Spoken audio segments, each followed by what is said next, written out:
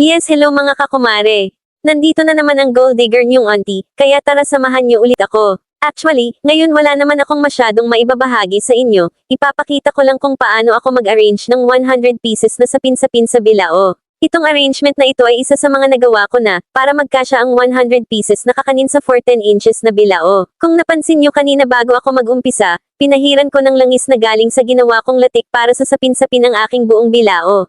Tapos pati yung aking mga kamay, ay pinahiran ko din. Ito ay para hindi agad dumikit yung sapin-sapin at maiwasang masira habang inaayos ko. Bale unang ginawa ko, ay inayos ko siya ng patagilid at nakasandal sa isa't isa ang sapin-sapin. Dito pa lang ay pwede mo na matansya kung ilang piraso ang gusto mo ilagay sa gilid. Pagkatapos saka ako nagkaka-idea kung anong design ang susunod kong gagawin, para mapagkasya ko ang 100 pieces sa 14 inches na bilao. Alam ko marami na naman magtatanong, kaya dito palang babanggitin ko na. Gamit kong bilao dito ay 14 inches ang size, tapos kung ilang piraso itong sapin-sapin, 100 pieces mga mi. Size ng molder na ginamit ko dito ay medium. Sa mga hihingi ng recipe ilalagay ko sa comment section yung link ng video. I-add nyo na lang ang mga sangkap doon para makagawa kayo para sa 100 pieces. At ganito na nga yung itsura niya kapag na-arrange ko na sa bilao, o diba, hindi mo na kailangan pang bumili ng mga molder na may design, paganahin mo lang ang imahinasyon mo, and for sure may maiisip kang pattern.